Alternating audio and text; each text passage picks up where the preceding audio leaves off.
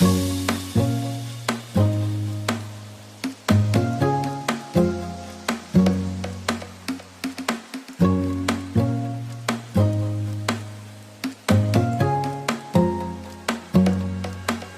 buenas tardes, estimadas compañeras de la Universidad Casa Grande. En nombre del Fondo de Cesantía, reciban un cordial saludo a todas las personas que están asistiendo a este webinar en el cual vamos a aprender sobre aprendizaje basados en problemas ABP.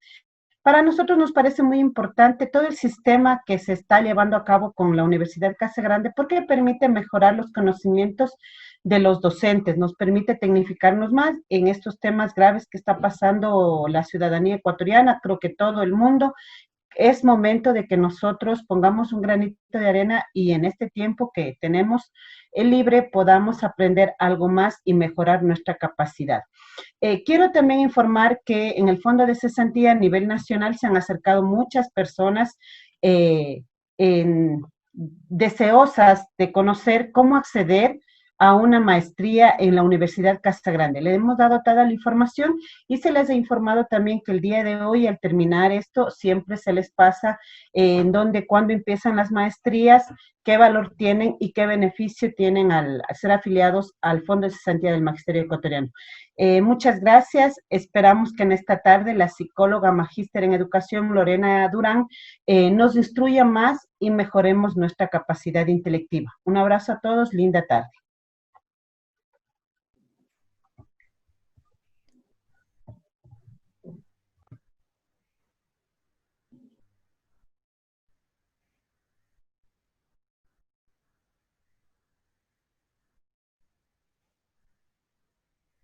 Bueno, voy a dar comienzo. Estaba pensando si Kelly iba a comentar algo, pero parece que voy a recordar que nos acompaña también Katy Álvarez, que es la coordinadora de nuestra maestría en educación. Digo nuestra con propiedad porque soy parte de los docentes de la maestría, así es que ella va a estar presencialmente en nuestra nueva presencialidad que es online, acompañándonos hoy día, y atenta también a todas las preguntas y a la información que puedan ustedes requerir, y de verdad que súper invitados a que se interioricen del programa, lo conozcan, es una excelente experiencia. Bueno, y yo voy a dar comienzo a lo que me convoca, que es contarle un poco acerca del aprendizaje basado en problemas.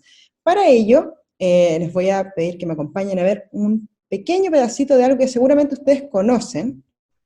Espero que se escuche bien. Seguramente este señor lo conocen, y vamos a escucharlo unos minutitos, cortitos. Espejo. ¿Giovanninis? ¿Conoces otro síndrome de espejo? Su cerebro no tiene idea de quién es, dónde está o qué es. Cubre los huecos con lo que pasa a su alrededor. Él lee una identificación y tiene un nombre. Ve a un doctor, tiene empleo. Ve un síntoma, tiene un problema. Mi explicación es más simple. Si es simple, demos de alta al hombrecito. Si es complicado, el hombrecito tiene daño cerebral. ¿Y lo dejamos por aquí unos días hasta asegurarnos? No, eso tú lo vas a hacer. Hay una forma más rápida. ¿Les importa si jugamos también? Claro, ¿qué es lo que podría salir mal? ¿Qué sucede aquí, Martin? ¿Una operación? House, ¿quién es él? Excelente pregunta. ¿Quién eres, Martin? Solo le gusta mirar y hacer cosas. Bisturí número 10 para incisión inicial.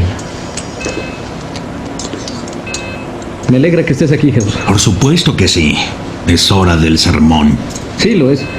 Deja de preocuparte por el juego de poder. ¿Eso es todo? ¿Podrías profundizar más? Digo, pregúntate por qué esto me obsesiona. Estás amenazado por Foreman y sientes la necesidad de impresionar a Cody. Lo único relevante es que Foreman es un buen doctor. Él te puede ayudar a aligerarte la carga. Buena idea. Le encargaré mi correo. Claro. Desvió. ¿Quién es este sujeto? Creo que acabamos de averiguarlo. Todo es sobre Cody. Tiene que ser el macho alfa. Casi. Seguramente ustedes lo conocen, lo han visto varias veces, y en realidad, cuando pensamos en aprendizaje basado en problemas, A veces puede ocurrir que naturalmente, algunos que algo han investigado aprendizaje basado en problemas, aparezca la imagen de House en nuestra cabeza, porque es una serie que claramente expone algunos de los postulados del modelo que vamos a descubrir hoy día, y que la invitación es a conocerlo y a atreverse, ¿no? El aprendizaje basado en problemas supone un desafío, no solamente para los estudiantes, sino para nosotros los profesores, para los docentes que empezamos a desarrollar funciones nuevas y que nos ubica en un lugar de corresponsabilidad del proceso de aprendizaje. ¿Bien? Ya. Yo acá dejé una cita que me parece súper interesante y a pesar de que es bien antigua, sigue siendo muy contingente. El conocimiento significa fundamentalmente almacenar información alejada. Aquí no alcanzo a ver mi pantallita, lo voy a bajar, ¿ya? De la práctica únicamente en el mundo de la educación. No ocurre en la vida del granjero, el marinero, el comerciante, el médico o el investigador de laboratorio.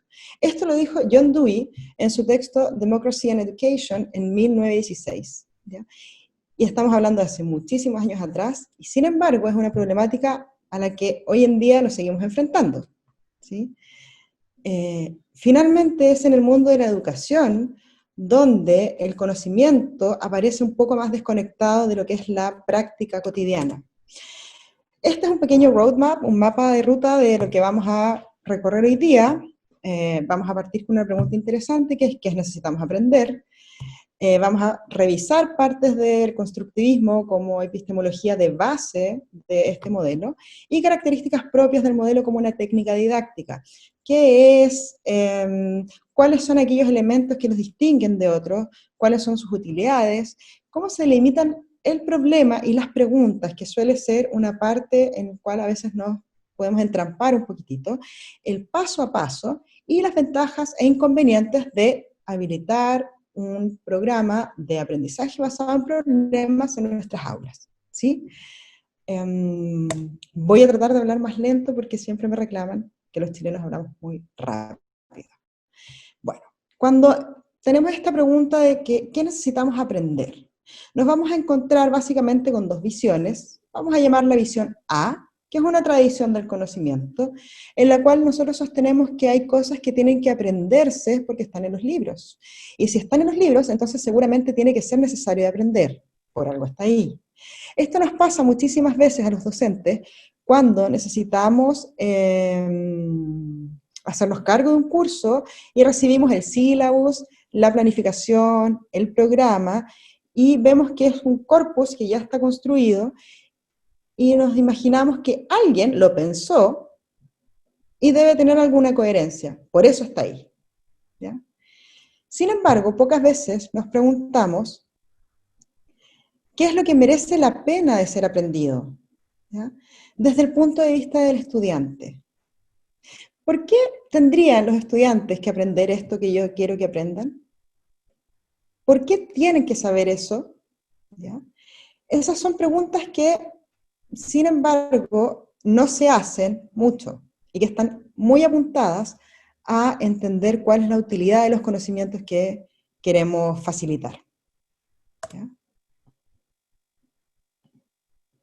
Para eso, esta es una de las patas de la mesa con la que vamos a presentar hoy día la BP. Una es la comprensión. Esto está tomado de autores como Perkins y Boix-Mansilla, del Proyecto Cero de Harvard, y les voy a hacer la siguiente pregunta. Les voy a pedir que, en un minuto, puedan recordar algo que ustedes comprendan realmente bien. ¿Pueden recordar algo que comprendan muy bien? Cualquier habilidad, conocimiento, lo que sea que ustedes consideren que comprenden muy bien. Cuando encontraron esa idea, esa acción, ese conocimiento, les voy a preguntar entonces, ¿cómo llegaron a comprenderlo? ¿Cómo fue que comprendieron eso que ustedes comprenden muy bien?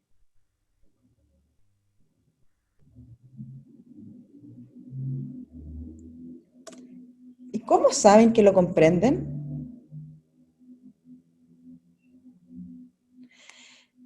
Si tuviéramos la posibilidad de generar un diálogo de preguntas y respuestas, que en este momento, dada la cantidad de los que somos en esta aula, es imposible, muchos de ustedes posiblemente estarían pensando en que lo comprenden, o aquello que comprenden es algo que ustedes pueden hacer muy bien, es algo que ustedes pueden explicar muy bien, es algo que nunca se les olvidó, porque realmente fue una forma de ver algo, de situar un proceso, de definir algo que les hizo muchísimo sentido, ¿no? Y que seguramente han aplicado en otras áreas de sus vidas como un lente de decir, bueno, esto yo lo comprendo y esta comprensión que tengo a lo mejor me sirve para mirar otros escenarios, porque es algo que yo comprendo bien, porque lo aprendí, ¿ya? Y aquí vamos a empezar a entender una relación que es fundamental, comprensión y aprendizaje. El aprendizaje está relacionado con la comprensión. Se aprende cuando se comprende algo, y esto solo es posible por medio de un compromiso reflexivo, con desempeños de comprensión a los que es posible abordar, pero que se presentan como un desafío. Y aquí empezamos a extraer algunos hilitos que vamos a retomar más adelante. Tiene que ver con, cuando yo comprendo algo, no es un constructo rígido, sino que me permite una flexibilidad. Es un desempeño de comprensión. Hablamos de los desempeños auténticos, y aquí vamos a hablar de los desempeños de comprensión. Cuando yo puedo ocupar este lente que aprendí en un fenómeno o en un contenido específico, lo puedo ocupar para mirar otras cosas, lo puedo ocupar para transformar otras cosas. Entonces aparece este desempeño flexible, ¿ya?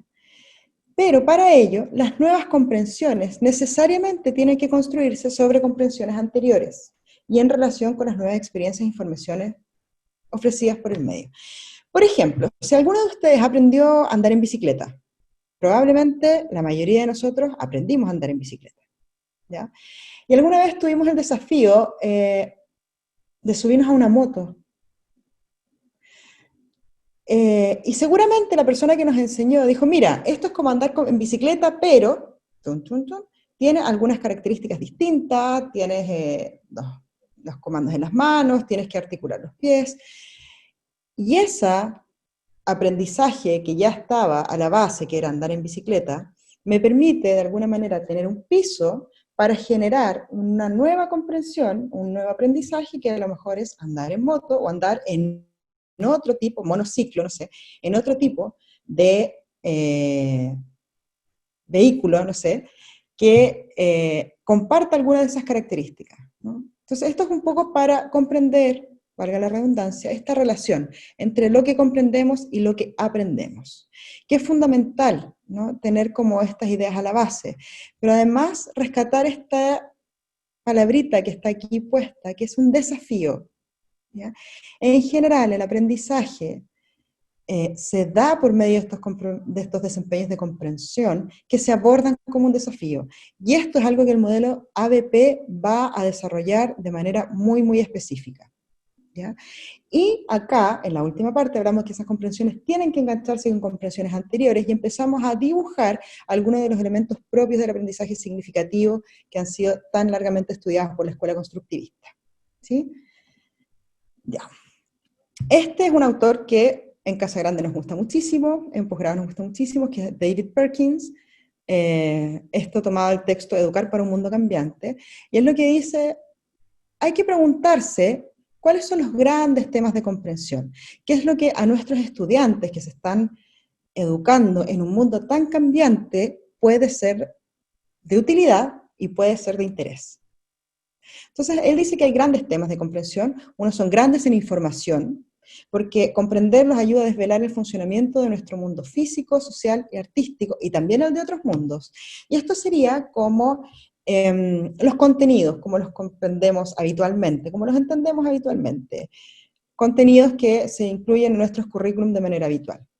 Hay otros grandes temas que son grandes en actos, porque su comprensión nos permite actuar con eficiencia desde distintos puntos de vista, profesional, político y otros. Nos permite actuar de una forma. Comprender esos grandes temas nos permiten actuar de esa forma, ¿ya? hay temas que son grandes en ética, porque comprenderlos nos empuja hacia formas de pensar y conductas más éticas, humanas y comprometidas, y también son súper interesantes. Y hay grandes temas de comprensión que son grandes en oportunidad, porque hay muchas probabilidades de que en algunos de estos temas se comprendan en momentos claves y en muy diversas circunstancias. Yo creo que a propósito de nuestro contexto global hoy en día, que tenemos una pandemia que nos ha cambiado la forma de vida a todos y a todo el mundo durante los últimos meses, ese es un gran tema de comprensión y es un gran tema de oportunidad, porque hay elementos que nosotros podríamos aprovechar para nuestras experiencias didácticas que en este minuto tienen mayor probabilidad de ser comprendidos solo por una situación contextual. ¿Ya?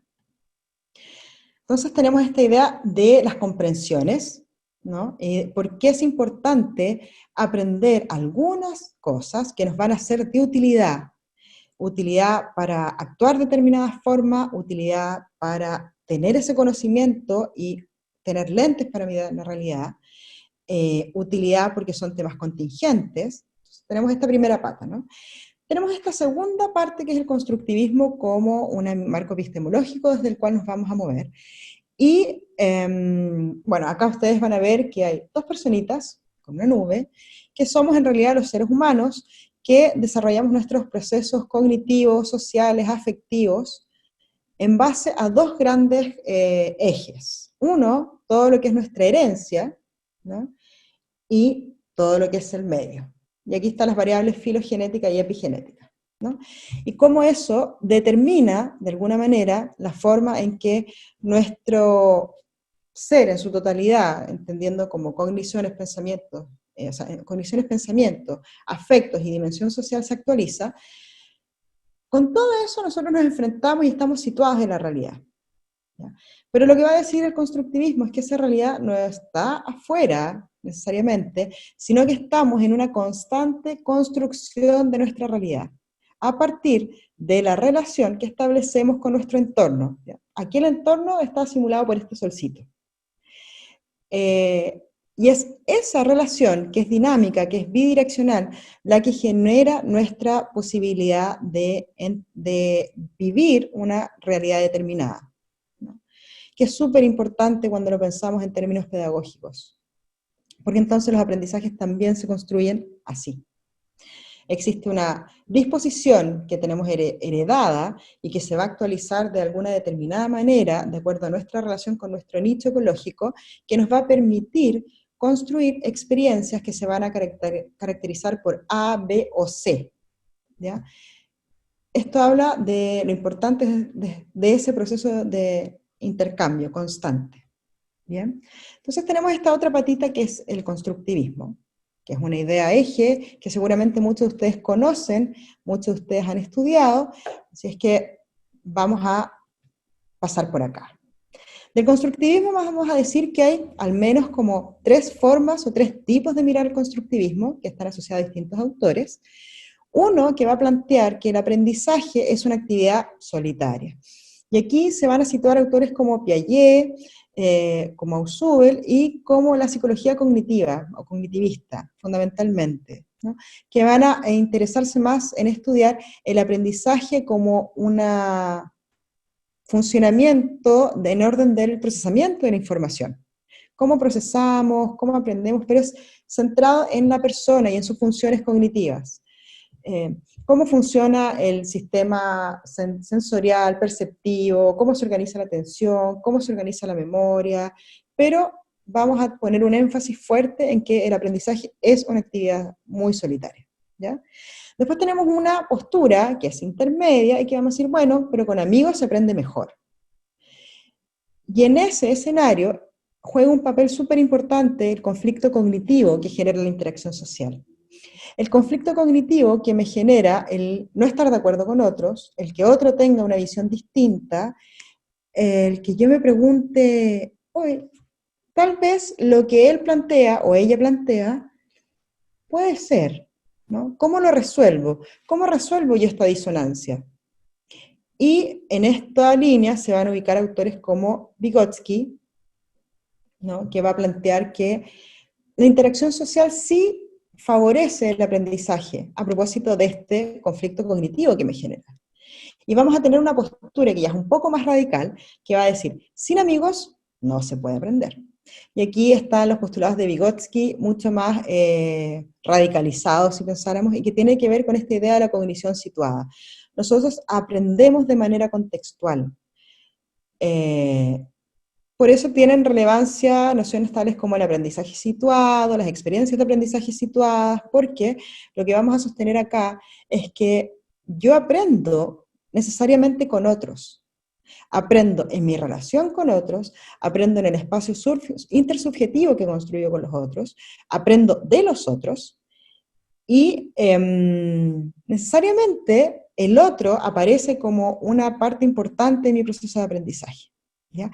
Y por aquí, por esta última parte, también nos vamos a llevar un hilito que nos va a conducir al ABP, porque una de las partes fundamentales del modelo tiene que ver con el aprendizaje colaborativo, no cooperativo, ¿ya?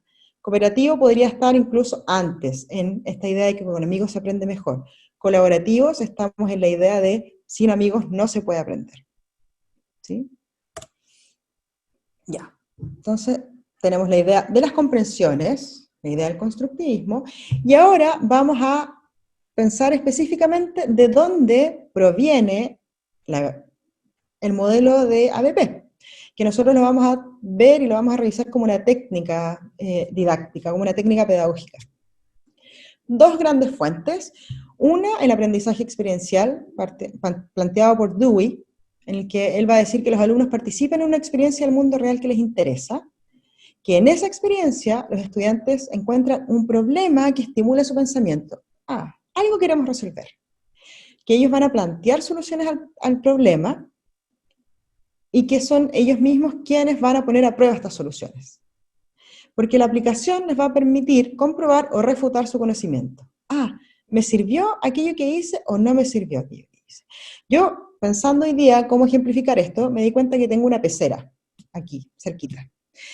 Y también pensé que esa pecera hace un tiempo tenía el estanque muy sucio, muy sucio, muy sucio, y que era un misterio, así como, bueno, eso puede ser un problema, una experiencia en el mundo real. La pecera está sucia. Y eso, en entender, por ejemplo, para los estudiantes, por qué está sucia esa pecera, puede ser un problema que estimula el pensamiento, ¿ya?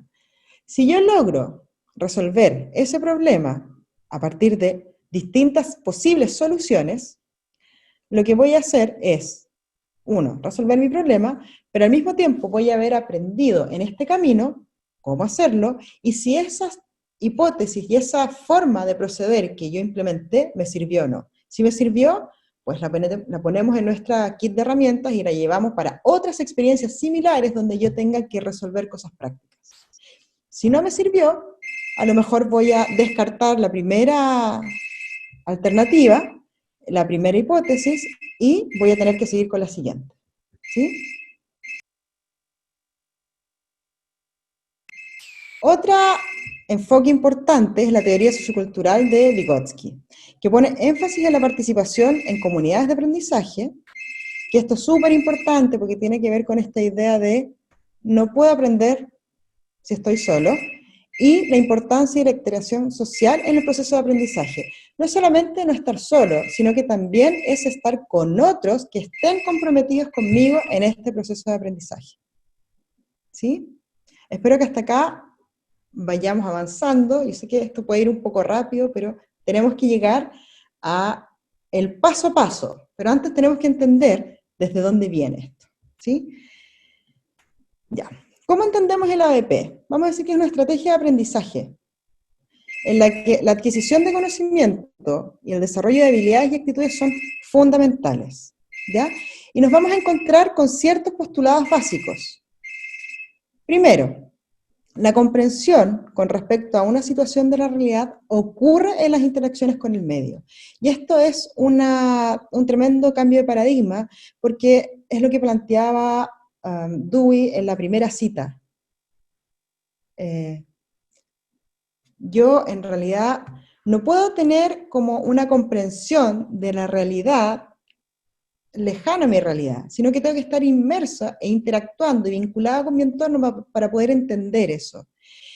vamos a retomar esta idea del conflicto cognitivo, porque el postulado va a ser que este conflicto cognitivo, que supone enfrentarse a situaciones nuevas, estimula el aprendizaje, ¿ya? Y que el conocimiento se desarrolla a partir del reconocimiento y la aceptación de los procesos sociales y las diferentes interpretaciones sobre un fenómeno, ¿ya?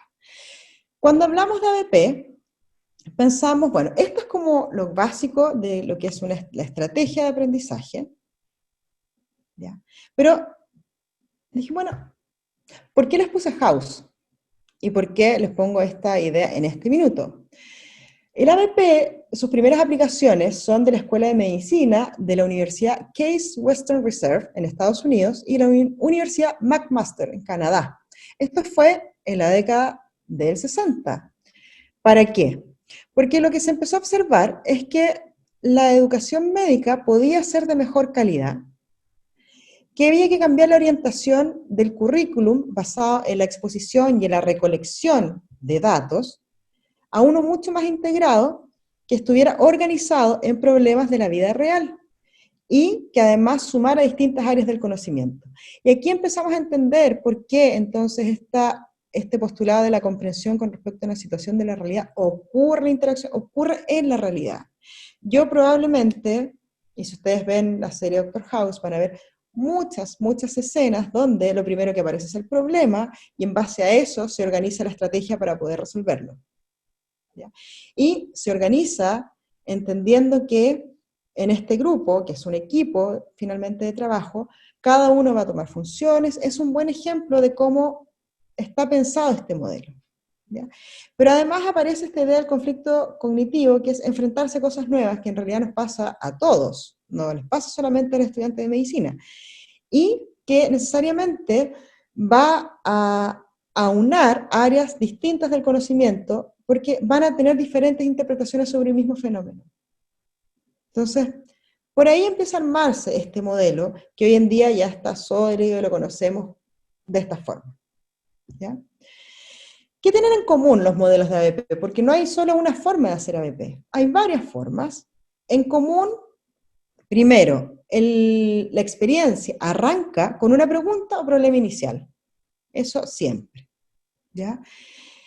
Segundo, hay una atribución a los estudiantes de la responsabilidad básica de investigar el problema, ¿ya?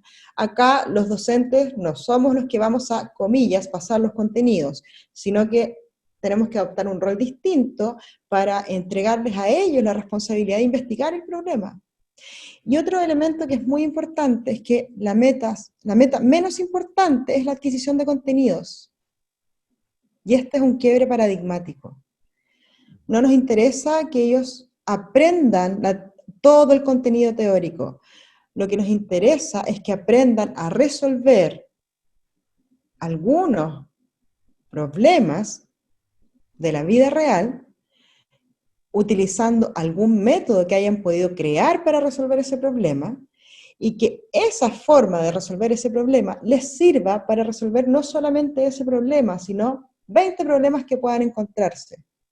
Porque lo que van a haber aprendido no es el contenido, sino es cómo llevar a la práctica un modelo de afrontamiento que les va a ayudar a resolver la disonancia cognitiva y a resolver distintos conflictos que van a encontrarse en el mundo real. Y aquí está el elemento de comprensión que les hablaba yo al principio, ¿no?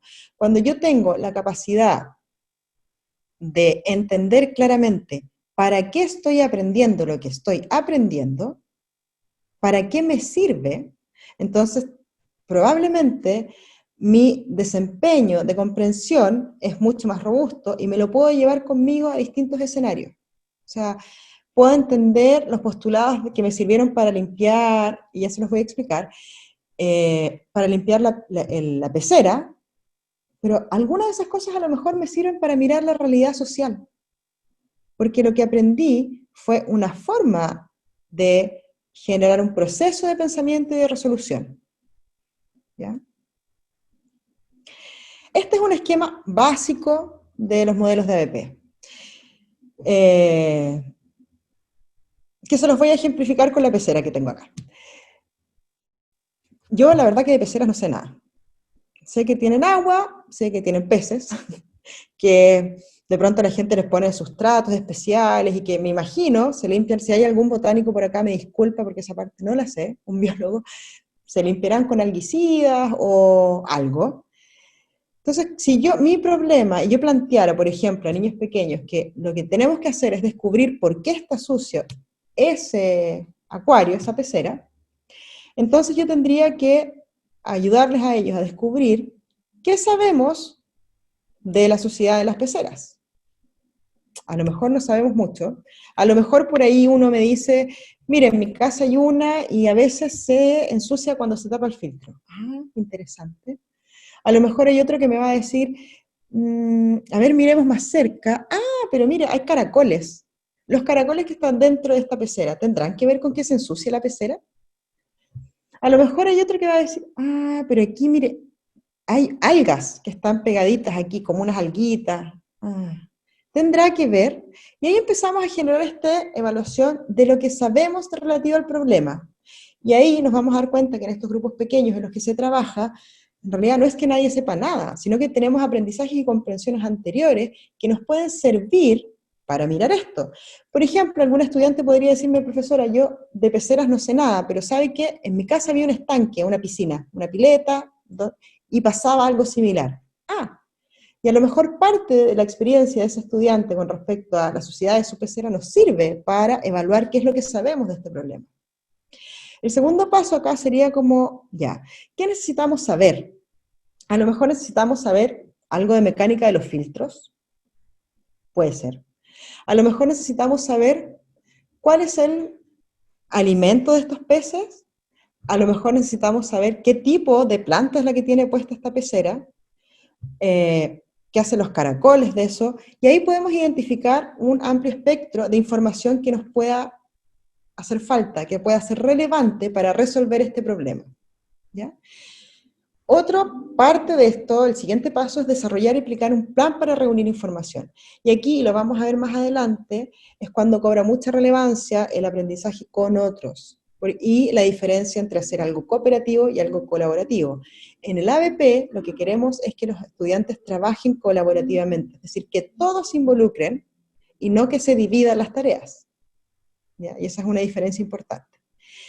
Y a lo mejor vamos a determinar que, ya, yo voy a investigar acerca de tanto, y yo voy a investigar acerca de los filtros, profesora, de los filtros y la mecánica de los filtros para entenderlo. Listo. Y a lo mejor por ahí uno de nuestros estudiantes se le ocurre buscar el manual de instrucciones, el modelo del filtro, y otro dirá, yo creo que en realidad puede ser porque los caracoles que están ahí están generando alguna interacción. A lo mejor él va a buscar acerca de los caracoles y tendrá que a lo mejor sacarle una foto e investigar. A lo mejor otro se va a interesar porque nos acabamos de dar cuenta que en realidad esa pecera está orientada hacia el sol. ¿Tendrá algún efecto el sol sobre el nicho ecológico donde están estos peces? Entonces, la idea es un poco explicar y tratar de ejemplificar cómo se empieza a amplificar la información, la necesidad de información, y cómo vamos desarrollando un plan para reunir esa información. Y después vendrá la etapa de probar si aquello que yo sostuve como hipótesis me sirve para resolver el problema. A lo mejor el alumno que fue a investigar el filtro, que sacó el modelo, le sacó una foto, lo buscó en internet, fue a una tienda de mascotas, preguntó, me dice, profesor, en realidad ese filtro funciona bien. Así que no es el filtro. No nos permite resolver el problema. Listo. Habrá otro que diga, mire, en realidad, sí, estos caracoles que están acá no son los que deberían estar acá porque tienen otras características. A lo mejor eso puede resolver el problema. Y a lo mejor habrá alguno que investigue que la cantidad de luz que está recibiendo la pecera hace que proliferen, inventa, si hay un botánico, insisto, me disculpa, proliferen la cantidad de microorganismos que viven en la pecera, y eso es lo que tiene la pecera sucia. Bueno, alcanzamos la meta, resolvimos el problema, pero en el camino aprendimos de algo de mecánica del filtro, aprendimos a lo mejor algo de la composición del agua y el pH, aprendimos algo acerca del efecto de la luz del sol sobre ciertos microorganismos que viven dentro de la pecera, y aprendimos algunas otras características que nos sirvieron para entender por qué ese problema se presentaba. Y es un aprendizaje situado.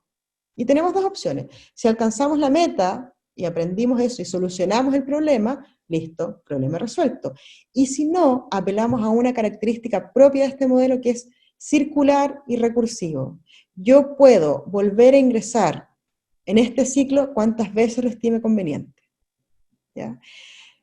Estando bien planteado el problema, yo puedo hacer la identificación de información y puedo probar, y me puede funcionar, y me puede no funcionar, puede que no resuelva el problema, y cuando no resuelvo el problema, vuelvo entonces a generar otra solución, que muy probablemente alguna de ellas me va a permitir resolver mi problema. ¿Ya? Entonces, si se dan cuenta y me acompañan en esta presentación, es la posibilidad de ir mirando qué es lo que necesitamos aprender, para qué tenemos que aprenderlo. Yo no quiero aprender mecánica porque quiero aprender el funcionamiento del motor, yo quiero aprender la mecánica de ese filtro que me permita entender que su funcionamiento o su no funcionamiento genera una variable en la nitidez o turbidez del agua. Yo no quiero aprender botánica necesariamente, pero yo quiero aprender cuál es el efecto de la luz solar sobre la proliferación de algunos microorganismos. Y a lo mejor sí quiero aprender botánica, pero los otros conocimientos también van a ayudar a que ese aprendizaje sea mucho más situado y sea más robusto, porque voy a comprender. Y a lo mejor, lo que yo tenía intencionado que ellos aprendieran era el funcionamiento ecosistémico, ecológico. Quiero que ellos entiendan cuál es el funcionamiento en este nicho ecológico pequeñito. Y si yo los acompaño y facilito esta comprensión, tal vez lo que yo aprendí de la pecera me permita, como un lente, mirar otras realidades. Y a lo mejor puedo entender, por ejemplo, cómo funcionan los sistemas sociales. Porque lo que aprendí de ahí es que hay variables que intervienen, es que hay que mirar distintos elementos, que a veces lo que pensamos nosotros que no está relacionado, o que pensamos que es evidente, como la luz solar, son elementos que hay que mirar. Entonces, si yo puedo generar un modelo comprensivo que me funcione como esto, entonces puedo mirar la pecera, pero también puedo mirar la realidad social. Y ahí lo que construye es un desempeño de comprensión, a partir del uso de este modelo. ¿Ya? Bueno, ¿por qué usamos ABP? Porque es un método de trabajo activo.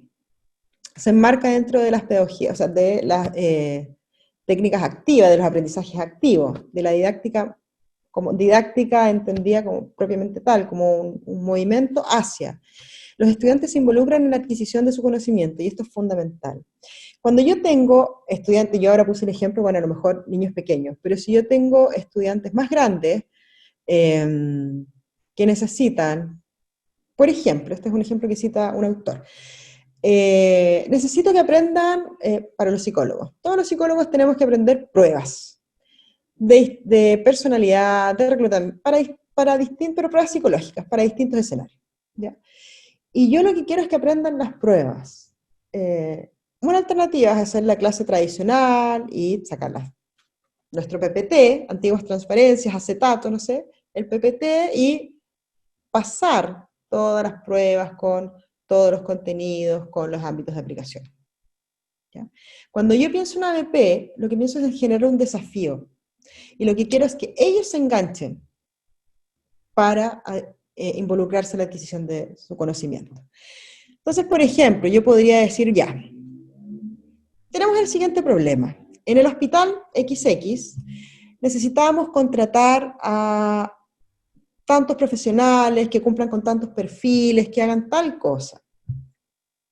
Y le doy esa tarea a este equipo de alumnos. Digo, bueno, usted va a tener que determinar cuáles son las pruebas, armar la batería de evaluación, por ejemplo, cuáles son las pruebas más relevantes para poder medir aquello que yo quiero medir. Eso puede ser un problema situado en la realidad con una aplicabilidad inmediata, porque efectivamente eso pasa en la vida real, ¿ya? Y que puedan motivarlos a buscar, porque entonces para poder responder a ese desafío ellos tendrían que entender qué es una prueba, cuáles son las que más se ocupan, cuáles son las características, qué miden unas, qué miden otras, cuál es el alcance, cuál es la confiabilidad, cuál es la validez, y tendrían que meterse en áreas y aristas que necesariamente forman parte del área de disciplina, pero lo estamos abordando desde otra forma, desde otra arista, lo estamos mirando desde el desafío, no desde la bajada de contenidos, ¿ya? Cuando yo hago eso, probablemente voy a hacer que estos estudiantes se involucren, porque es algo que tienen que resolver, y es algo que además yo lo puedo situar como una comprensión necesaria para este mundo global en el que estamos viviendo. Seguramente, si ellos entraran a trabajar y esa fuera su área, es algo de que es muy probable que les tocara hacer, ¿ya? ¿Por qué también ABP? Porque está orientada a la solución de problemas que han sido diseñados para lograr aprendizajes, y aquí está la exigencia para los profesores. Tenemos que lograr que estos problemas sean empacados, ¿ya?, enlatados, y así muy precisamente para lograr determinados aprendizajes. En este caso, el proceso de aprendizaje está centrado en el estudiante, en lo que a él le interesa, en lo que él ve de utilidad, y aquí la dificultad está en cómo entonces hacemos el match entre estos intereses del estudiante y los contenidos que tenemos que revisar, pero se puede. Hay un énfasis en el trabajo colaborativo, les decía yo, por diferencia, ¿no?, con el trabajo cooperativo, nos interesa que ellos trabajen colaborativamente, que el problema sea de todos, no sea dividido para que cada uno resuelva una parte del problema. Nos vamos a relacionar con diferentes áreas del conocimiento, porque como le explicaba en este ejemplo de la pecera, a lo mejor tendremos que aprender de botánica, de biología, a lo mejor de ingeniería, a lo mejor, no sé, de geología para resolverlo. Entonces empiezan a aparecer otras áreas del conocimiento como un soporte fundamental para mi propio proceso de aprendizaje, ¿ya? Y esto se cruza muchísimo con competencias que tenemos en el mundo global que tienen que ver con la interdisciplinariedad, que en general en todas las áreas se nos pide que seamos capaces de relacionarnos y transitar con otros contenidos y con otras disciplinas. Bueno, desde la ABP se intenciona que así sea. Y los docentes nos transformamos en facilitadores del proceso de aprendizaje. Ya no salimos de esta visión A, que yo les planteé en un principio, donde las cosas están en los libros porque, bueno, nos imaginamos que alguien lo pensó y que está bien pensado, y pasamos a esta posición B, donde los profesores nos preguntamos qué es lo que tiene sentido, qué es lo que va a cambiar su vida, cuál es el potencial transformador de la experiencia de aprendizaje que quiero diseñar. ¿Para qué quiero que ellos aprendan esto? ¿Para qué les sirve? Y eso es como una pregunta que tiene que ser, eso no es de ABP, eso es de los modelos de comprensión, pero que puede fácilmente filtrarse en el ABP y nos puede ayudar a hacerlo incluso más profundo. ¿Para qué ABP? Y aquí vuelvo yo a, estamos haciendo el mismo recorrido, les estoy tratando de explicar yo cuál es el sentido, para qué les puede servir, para que ustedes así, a ver si enganchan. Primero, nos permite relocalizar la responsabilidad del aprendizaje, no en el docente, no en los contenidos, en el estudiante, ¿ya? Es él el que va a ser responsable de su aprendizaje, y esto es muy coherente con todas las competencias que son como del siglo XXI, que están orientadas a ser como el aprendiz autodirigido, que está en general en muchísimas mallas, en los perfiles de egreso de nuestros estudiantes, estoy pensando en universitarios, que estamos pensando siempre que sean autónomos, pero en realidad no les hemos dado mucha experiencia de autonomía durante la formación. Entonces, como egresaron, se titularon, ya, ahora usted hágalo usted solo y piense usted solo, y no hemos tenido experiencias que en esa trayectoria académica, anteriormente los hayan situado en eso. Desde la ABP, yo voy a localizar la responsabilidad en el estudiante. Ahora, obviamente que es un proceso que soporto yo como facilitador, yo lo diseño, yo lo contengo, pero la responsabilidad por aprender está situada en el estudiante. ¿Para qué? Para generar un conocimiento relevante, flexible y profundo, y aquí estamos hablando de la comprensión. Para que esto que yo aprendí, que los he graficado con los lentes, me permita mirar tanto, extraer algunos principios generales y comprensiones globales, diría Perkins, para mirar la pecera, pero mirar los fenómenos sociales, por ejemplo. Mirar la pecera y mirar la revolución industrial, por ejemplo. Y vamos a entender que hay comprensiones, yo sé que es muy loco lo que les estoy diciendo, pero que hay comprensiones globales que nos permiten entender que en este nicho ecológico, que es la pecera, que está sucia, hay elementos que pueden repetirse en otros nichos ecológicos, ¿ya? Bueno, también para que ABP, porque genera habilidades de evaluación crítica y de pensamiento crítico, razonamientos complejos. Tenemos que argumentar, deducir, inducir, tenemos que entender cuál es la fiabilidad de nuestras fuentes. Esta es una habilidad que yo creo que todos están acá en distintos niveles, en la educación superior muchísimo más. Es algo que nos cuesta trabajar con nuestros estudiantes. Así como, ¿cómo les ayudo a que ellos entiendan cuál es la veracidad de una fuente, a discriminar qué información es importante, qué información no es importante? Bueno, ABP genera un espacio de aprendizaje construido entre todos donde esto se da. ¿Ya? Habilidades para las relaciones interpersonales, por cierto, porque tenemos que estar en un espacio de negociación. El conocimiento lo construimos negociando con el otro todo el tiempo.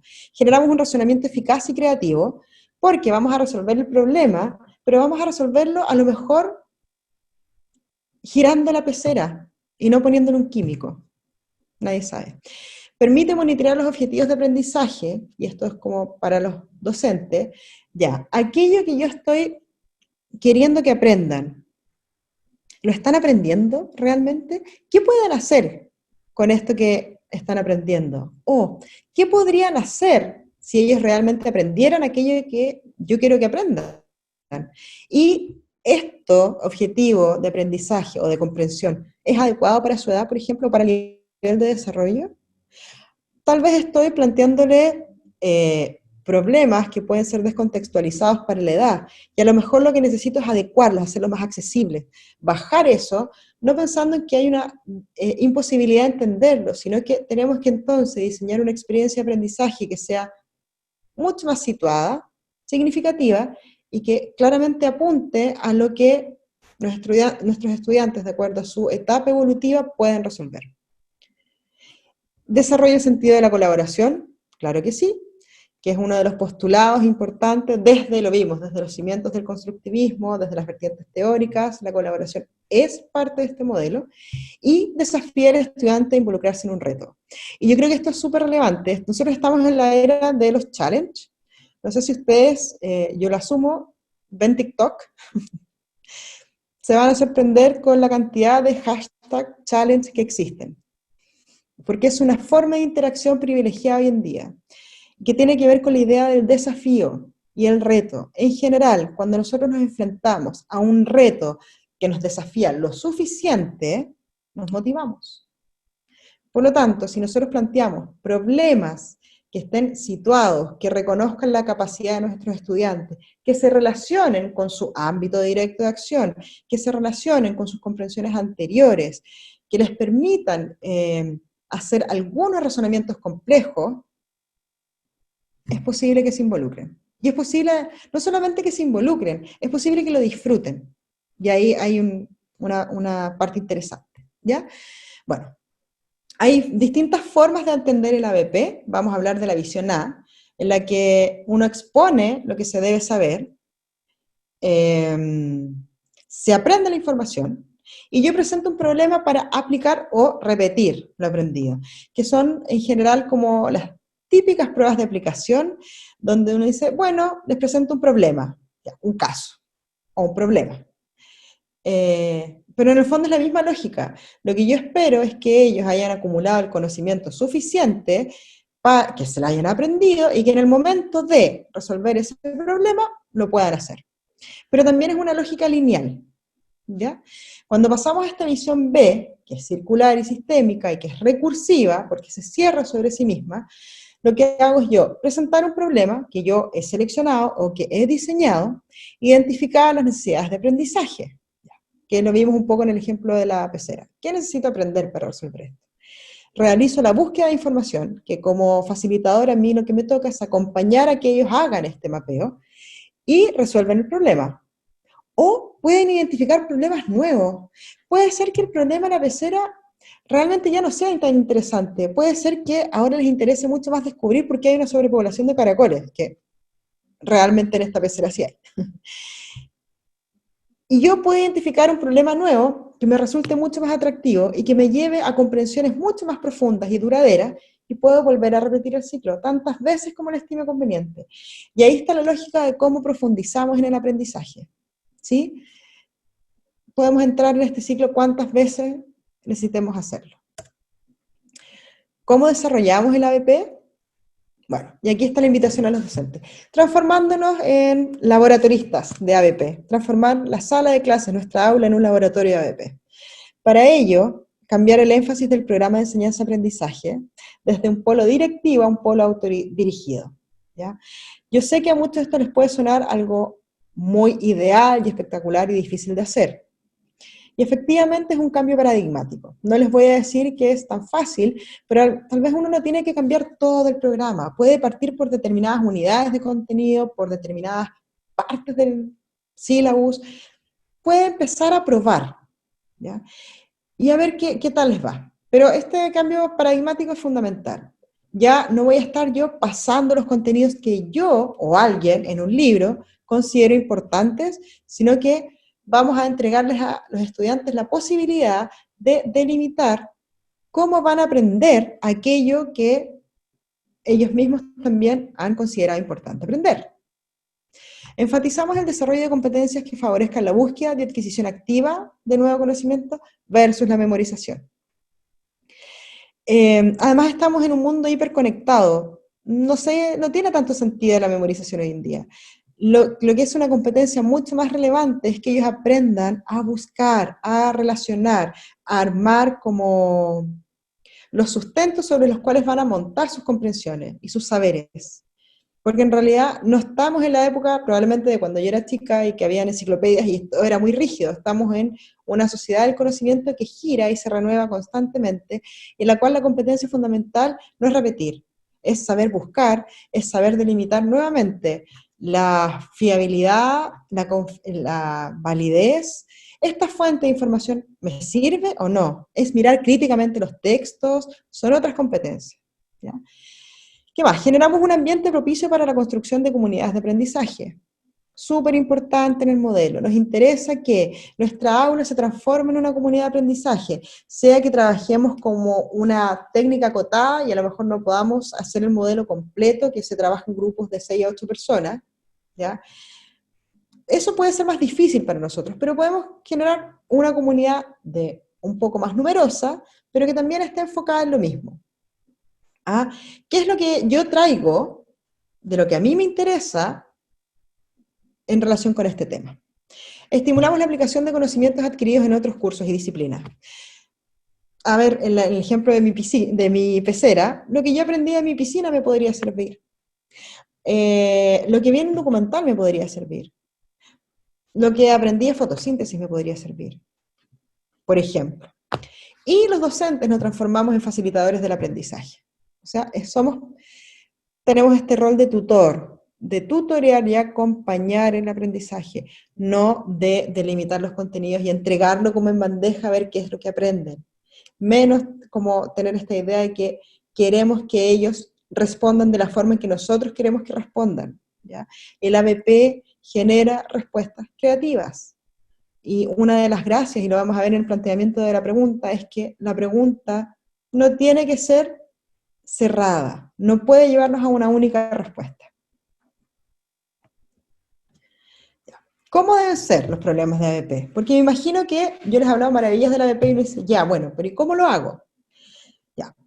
Primero, deben comprometer el interés de los estudiantes y motivarlos a examinar en profundidad conceptos y objetivos que se quieren aprender. Deben estar articulados los objetivos del curso y con problemas de la vida real. A propósito de las grandes comprensiones que vimos al principio, habían unas que eran como grandes comprensiones solo por la contingencia.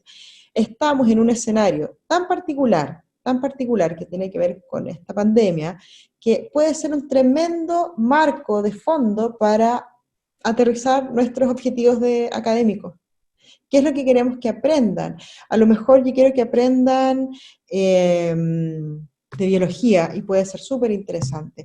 A lo mejor yo quiero que aprendan los procesos sociales y puede ser un súper buen marco para plantear problemas. Porque esta comprensión es una de las grandes comprensiones solamente porque tenemos la oportunidad de que así sea. Y está súper arraigada a la vida real. ¿Ya? Deben llevar a los estudiantes a tomar decisiones y a realizar juicios fundamentados. y aquí es donde aparecen todos los elementos de pensamiento crítico y habilidades complejas del pensamiento. Y esa justificación tiene que articularse con el objetivo del curso. Este problema, sí o sí, tiene que moverlos.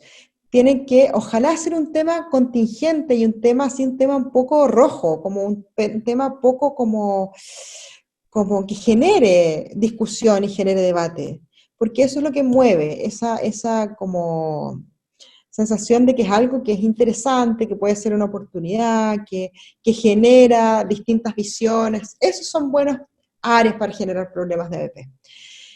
Tienen que facilitar que los estudiantes definan qué suposiciones e informaciones son relevantes y qué procedimientos deben realizar.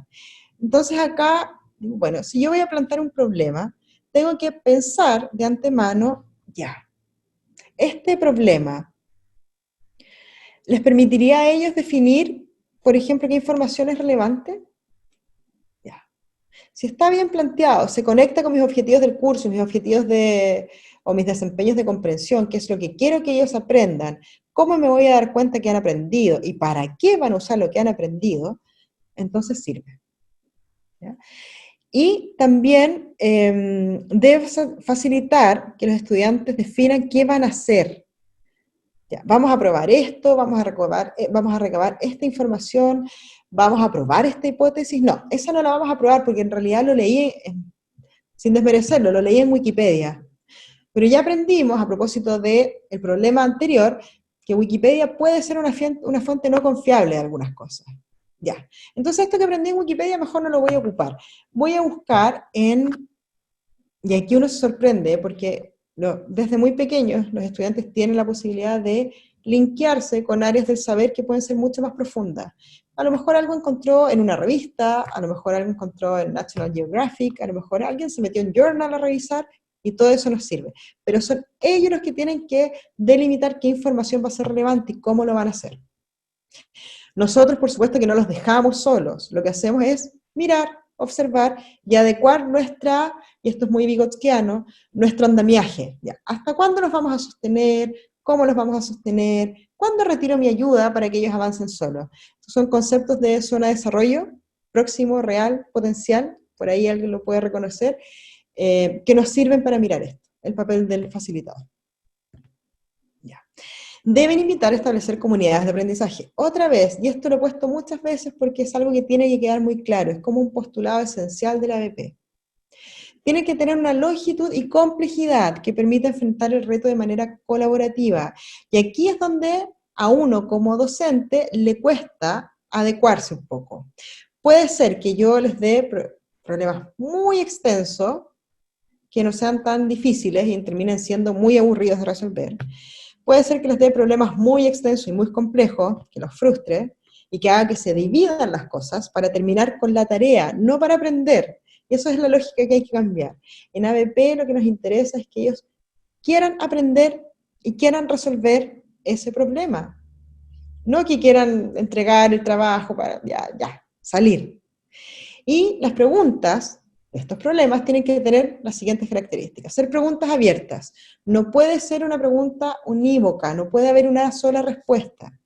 Deben estar ligadas a aprendizajes previos. Marco de conocimientos específicos, ya. Porque yo tengo que permitir que el estudiante se pare en una comprensión, que le permita generar otra comprensión o profundizar en esa comprensión, ¿ya? No puedo dejarlo así como solito y preguntarle algo que no tenga nada que ver con su contexto, porque lo que voy a generar es más que nada una frustración y esta sensación así como de sentirse muy incómodos con no van a enganchar con el reto. Y acá, idealmente está relacionada a temas de controversia, porque son los temas que nos mueven socialmente, son los temas que se conversan en la casa, son los temas que se ven, son los temas que se publican, son esos temas los que nos interesa poner en nuestro enlatado de ABP, ¿ya? Aquí me robé, esto no tiene que ver mucho con educación, pero sí, este es un autor que es, como ven, un poco un trabalengua, Csikszentmihalyi se llama. ¿Ya? Es un autor es húngaro-americano, él es un doctor en psicología, que desarrolla esta teoría del flujo, o teoría del flow, también se llama. Y va a decir, esto me lo robé de otra parte, no tiene que ver con educación, pero creo que sirve para entender cómo se calibran los problemas en ABP. El flujo es un estado en que uno se siente completamente absorto en una actividad que proporciona placer y disfrute. Fundamental, eso es. El aprendizaje puede ser una actividad que se instale dentro de esta idea, tranquilamente. Está directamente relacionado con la motivación y deben darse 3 condiciones para que esto ocurra.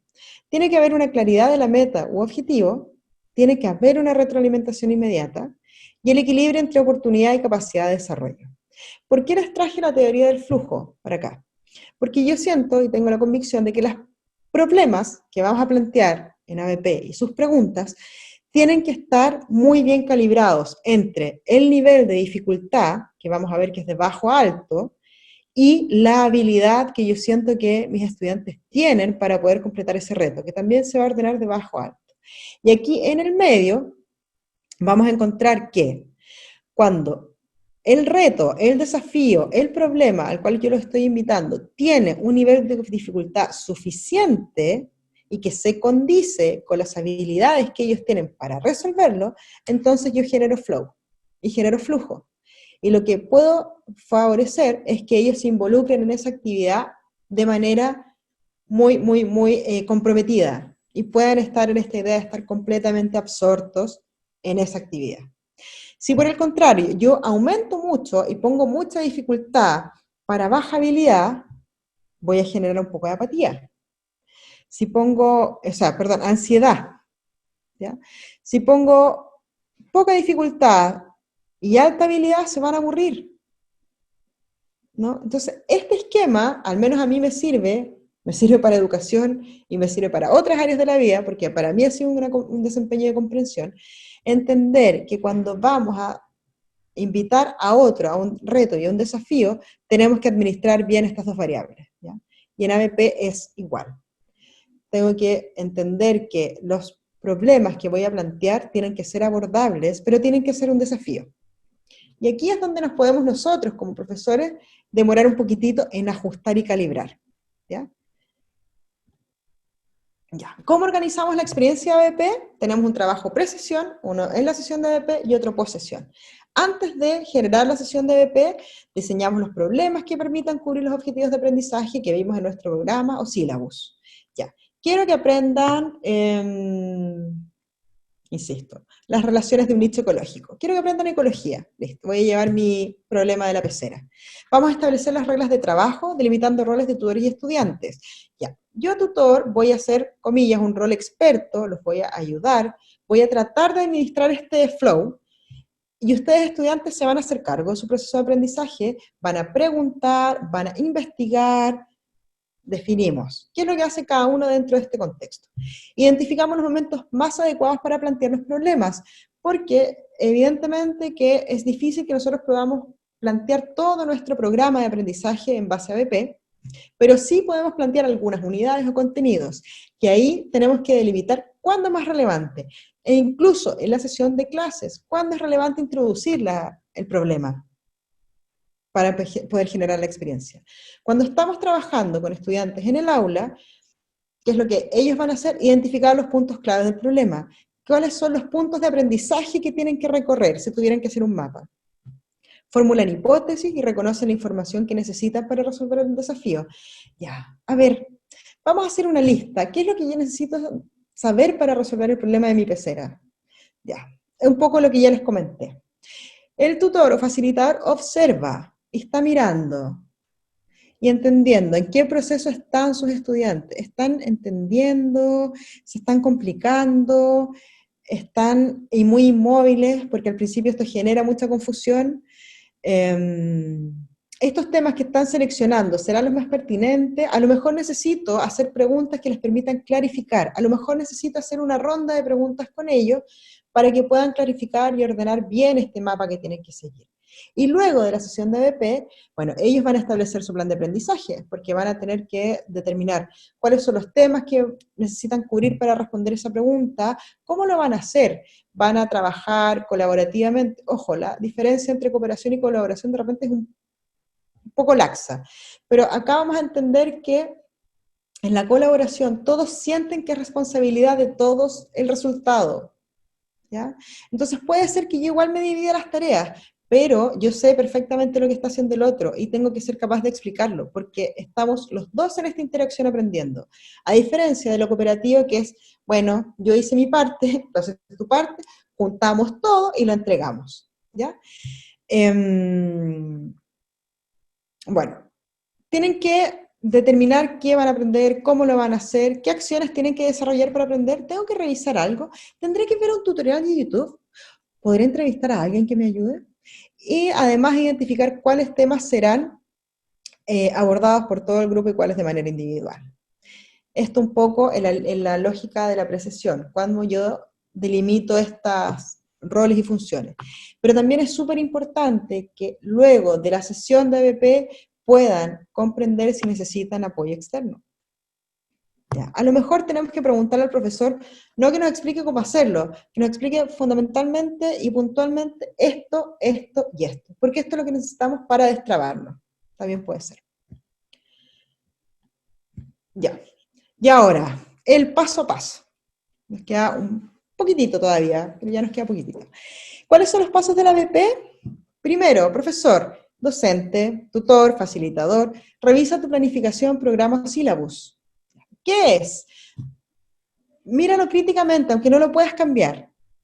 Y plantea esta pregunta, ¿para qué tienen que aprender lo que les estoy proponiendo?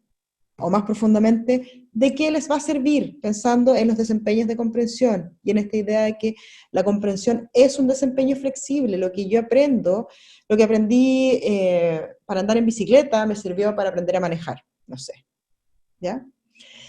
Establece cuál es tu objetivo de aprendizaje, desempeño o comprensión. Ya, dentro de este programa, esto es lo que a mí me resulta mucho más coherente, mucho más relevante, de acuerdo a las competencias, de acuerdo a la lógica que ustedes estimen conveniente. Define el problema que creas que te permita abordarlo de mejor manera. Ya, voy a plantear el problema, vamos a seguir con mi pecera. Interdisciplinaria o motivante, esas pueden ser como algunos de los filtros que puedes ocupar para definir este problema. Plantea la pregunta, ¿ya? La pregunta tiene que tener un anclaje significativo para tus estudiantes. Quiere decir que tiene que estar montada sobre aprendizajes anteriores, sobre comprensiones anteriores, y tiene que ser de utilidad. Ellos tienen que entender qué van a poder hacer con ese aprendizaje que yo les estoy pidiendo que construyan. A partir de esta pregunta. Plantea y cuestiónate varias veces esta pregunta. ¿Qué quiero que comprendan? ¿Para qué les servirá aprenderlo? ¿Qué podrán hacer con lo que comprendan? E insisto, y aquí empezamos como en el ciclo de los docentes. Estas son preguntas que uno tiene que hacerse siempre. Si lo estimas necesario, compártelo con algún colega que pueda darte feedback. Oye, mira, estoy pensando trabajar este objetivo académico, curricular, de desempeño, de comprensión, lo que sea, con esta pregunta, este problema. ¿Te parece? Mira, lo estoy pensando de tal forma. Nosotros también aprendemos en comunidades de aprendizaje, no solamente nuestros estudiantes. Traza una hoja de ruta del proceso de tus estudiantes. Ya. Y acá ustedes de verdad se pueden hacer el mapa. Yo lo he trabajado incluso con la búsqueda del tesoro. ¿Qué deberían consultar para solucionar el problema? Yo lo estoy pensando porque cuando yo lo pienso también los puedo orientar. Si solicitan mi rol de experto, yo puedo orientarlos. ¿Qué disciplinas podrían, comillas, conversar con mis objetivos de aprendizaje y comprensión? Ya, necesitamos que ellos aprendan de mecánica, botánica, política, no sé. A lo mejor es súper importante que conozcan las regulaciones que hay del Departamento de Salubridad acerca de las peceras. Y puede ser. Y eso también puede conversar con mis objetivos de aprendizaje y comprensión. Y puede ser muy creativo. Y a lo mejor yo no lo había pensado y lo piensan ellos. ¿Ya? Construye instrumentos de evaluación de carácter formativo y sumativo. El ABP conversa muchísimo con la evaluación formativa, porque, tal como lo mencionábamos antes, y acá volvemos a hacer un match con la teoría del flujo, es importante la retroalimentación. Pronta, ojalá inmediata. Ellos tienen que ver si lo que están construyendo como aprendizaje o comprensión, sirve. Porque si no sirve, lo tienen que desechar y tienen que buscar otra alternativa, ¿ya? Entonces, lo primero puede ser una rúbrica de evaluación, y también pueden ser otras instancias evaluativas como mapas conceptuales, presentaciones, etc. Pero tenemos que pensar cómo vamos a evaluar aquello que estamos tratando de que pase, que estén íntimamente relacionados con los resultados de aprendizaje y comprensión. Y acá es como, para mí, en lo personal, de mucha utilidad el uso de rúbricas, porque creo que nos permiten a nosotros, los docentes, hacer nuestras preguntas. Ya, esto que estoy evaluando, ¿cómo lo estoy evaluando? ¿Para qué quiero evaluarlo? Porque en realidad la pregunta anterior es, ¿para qué les sirve a ellos que yo lo evalúe? ¿Para qué les sirve a ellos entenderlo? Promueve diferentes instancias de evaluación. Y aquí uno puede trabajar una vez con la construcción de la rúbrica y adecuarla a los distintos participantes de mi aula. Puede ser evaluación tutor-estudiante, estudiante-tutor, estudiante-estudiante y autoevaluación. Y en el fondo aquí camino de nuevamente hacia esta idea del aprendizaje autodirigido. Es el estudiante el que se transforma en un aprendiz estratégico, porque aprende, aprende como aprende, y ahí estamos en el concepto clásico de la metacognición. Lo que comienza a aprender es cómo es su proceso de aprendizaje, ¿ya? Y por último, implementa la ABP en tu aula. Y aquí invita a los estudiantes a este desafío, o pueden ocupar como este idioma que es mucho más cercano para ellos, que tiene que ver con los tags y los hashtags. Hagan su challenge, ¿ya? Y antes de finalizar, ventajas de implementar ABP. Bueno, en el proceso de aprendizaje se genera aprendizaje significativo, porque ellos todo el tiempo están pensando para qué les sirve, con qué lo unieron, con qué experiencias de vida, es situado, genera habilidades de pensamiento, porque ellos necesariamente tienen que deducir, inducir, establecer inferencia, argumentar, evaluar por ejemplo, evaluar los errores argumentativos de un documento para poder entender si ese documento me sirve de fuente informativa o no. Genera mayor motivación, y ahí acordarse de la teoría del flujo, mayor retención de la información, porque no es un contenido que yo aprendí de manera memorística, sino que lo aprendí porque me hizo sentido, lo aprendí porque significó algo en mi experiencia que cambió mi curso de aprender. Es un modelo de trabajo situado, sí o sí, porque en la medida en que el problema es muy, muy contextual y nosotros como docentes lo pensamos y que refleja una realidad de ellos, es mucho más fácil que lo significativo y las comprensiones ocurran. Y a nivel metacognitivo se generan habilidades para el aprendizaje, un aprendizaje autodirigido perdurable y la integración del conocimiento. Lo que hacemos es que los estudiantes se pregunten acerca de la forma que están aprendiendo y hagan cambios en eso, implementen estrategias, discutan, y digan, no, en realidad esto, cuando yo les hice la primera pregunta, cuando partimos, ¿cómo saben que comprendieron algo? Bueno, lo saben porque hicieron un ejercicio metacognitivo, porque pensaron en su pensamiento y trataron de buscar, aprendimos algo acerca de nuestro aprendizaje en esa pregunta. Y es lo mismo que le pasa a nuestros estudiantes. Bueno, ¿y qué dificultades podemos encontrar al implementar ABP? Que sí o sí es una transición compleja, porque implica un cambio paradigmático, un cambio epistemológico. Por eso que la invitación que hago yo no es como derribemos el currículum, no.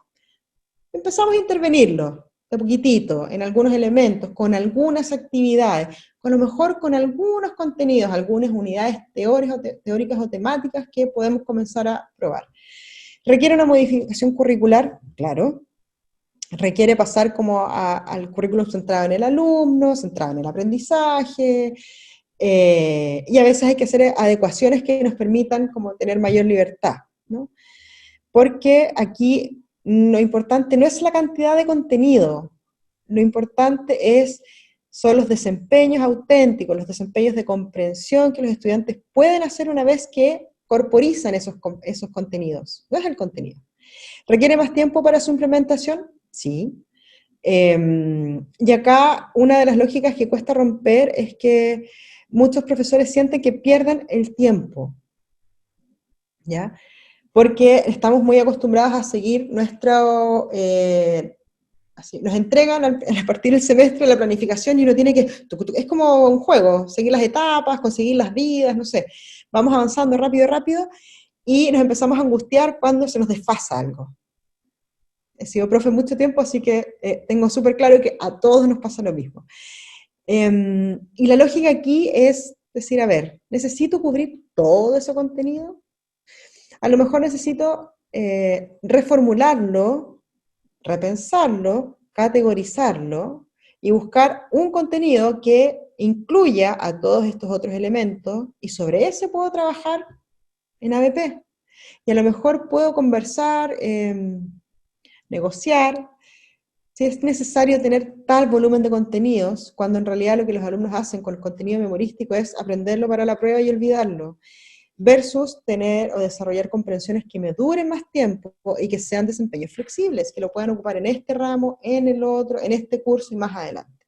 Es más costoso porque ABP requiere que los profesores nos formemos en ABP y que aprendamos a hacer todo lo que hemos conversado hoy día. Y requiere habilidades para desarrollar habilidades para facilitar procesos. Y acá este es un desafío constante a los profesores que estamos como acostumbrados a intervenir como automáticamente. Hay que cambiar también esa lógica y uno tiene que ponerse un poco atrás del escenario y observar y acompañar. No es el rol protagónico el de los profesores, sino más bien el de los estudiantes centrados en sus procesos de aprendizaje, tratando de resolver un problema que es interesante, relevante, motivador, que aúna un montón de conocimiento, que ellos sienten que tienen la habilidad para poder resolver, pero que igualmente les genera un desafío. Y eso es lo que primero tenemos que aprender los profesores, ¿ya? Desde ya les agradezco, porque en esta clase, conferencia, webinar, nos hemos acompañado todos, un poco la idea de generar este aprendizaje colaborativo, así es que agradezco su participación, agradezco que hayan estado acá, hemos sido muchísimos conectados. Sí, veo acá el numerito y somos muchísimos conectados, así es que agradezco que nos hayamos mantenido también en esta conversación. Y bueno, doy paso a Kelly, me imagino. Yo me despido de la parte expositiva. Me hubiese encantado que pudiéramos conversar, pero la verdad que con más de 2000 personas conectadas está un poco difícil el diálogo. Pero de todas maneras me quedo atenta a las preguntas que me pueda filtrar Kelly. No, ahí la escucho, no sé si está por ahí. Sí, ¿cómo están? Sí, justamente iba a dar pase a lo de las preguntas. Si usted ya empezamos, ¿no? Sí, sí. Una de las preguntas era que ¿cuál es la diferencia de este aprendizaje con el aprendizaje en proyectos? Ya. En general nos vamos a encontrar con que tienen más similitudes que diferencias. Probablemente la diferencia que tiene que ver con el aprendizaje en proyectos y tal vez con el aprendizaje basado en casos, es que en este aprendizaje basado en problemas, ABP, no tenemos que tener necesariamente un entregable, un producto. Lo que necesitamos es resolver un problema, ¿ya? A diferencia de un aprendizaje basado en proyectos que tengo que entregar, hay un entregable, tengo que entregar el proyecto, tengo que entregar el caso, tengo que armar una presentación, pero esa es como una de las diferencias. A nivel como muy de marco referencial son procesos muy similares. Lo que se plantea es que el proyecto es habitualmente más estructurado y se trabaja longitudinalmente por más tiempo que una PB. O sea, que un ABP, perdón, que un aprendizaje basado en problemas, ¿ya? Pero van a compartir los lineamientos, van a compartir la mirada epistemológica, va a compartir la idea que tiene que ser situado, basarse en las comprensiones anteriores.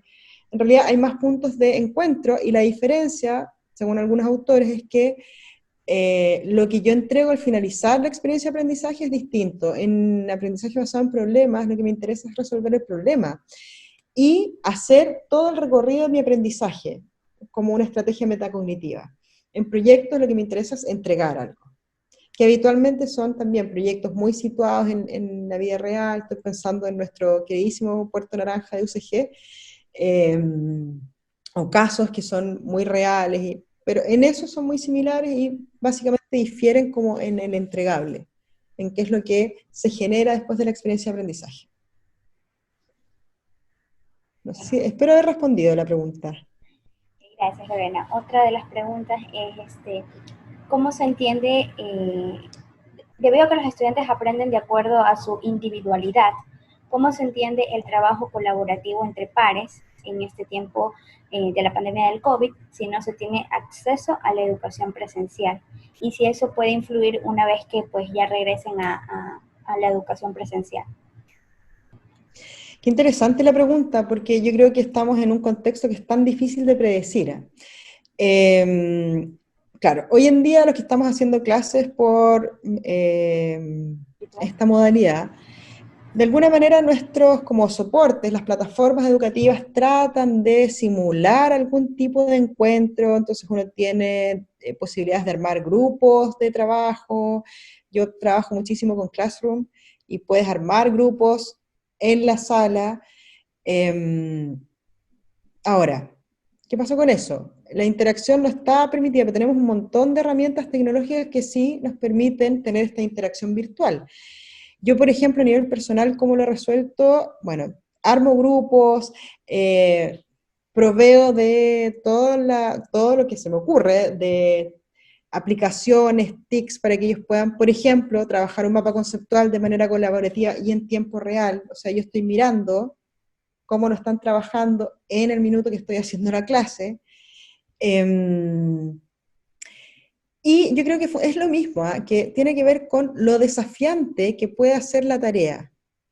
Ahora, vamos a entender que estamos todos en una forma de interactuar que no es nuestra forma, no era nuestra forma habitual, que probablemente parte de esas prácticas se van a instalar de aquí para adelante. Yo creo que la educación es uno de los ámbitos que más ha cambiado y más se ha visto exigido a implementar cambios rápidos.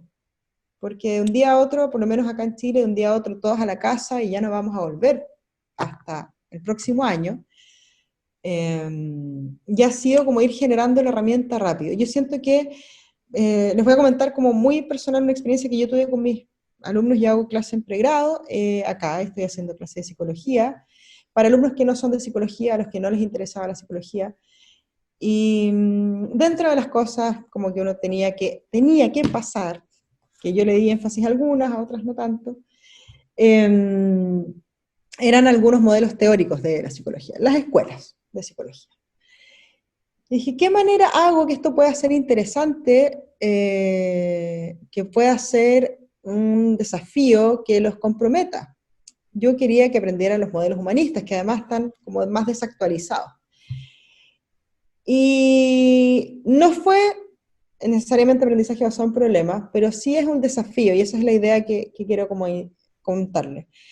Es que buscaran una persona, la entrevistaran, todo virtual, porque no podemos estar cerca, y pudieran, a partir de esa entrevista, mirar las teorías humanistas, ¿no? Entonces, finalmente lo que ellos hicieron fue como comprender cuáles eran las orientaciones teóricas de este enfoque, anclándolos en la vida de una persona a partir de esta situación de pandemia que tenemos. Y me resultó súper interesante porque aprendieron más de lo que yo pensé que iba a aprender y le encontraron mayor utilidad de la que yo pensé que ese contenido tenía en el curso. Me sorprendieron a mí. ¿Ya? Y lo hicieron de manera colaborativa. De hecho, preparamos las presentaciones, que esto es muy raro, así como por cámara, todos juntos. Y yo creo que es la forma que tenemos por ahora de hacerlo. Yo no sé si cuando volvamos a la presencialidad, yo tengo la idea de que la educación se va a transformar y hay cosas que no van a volver a ser presenciales.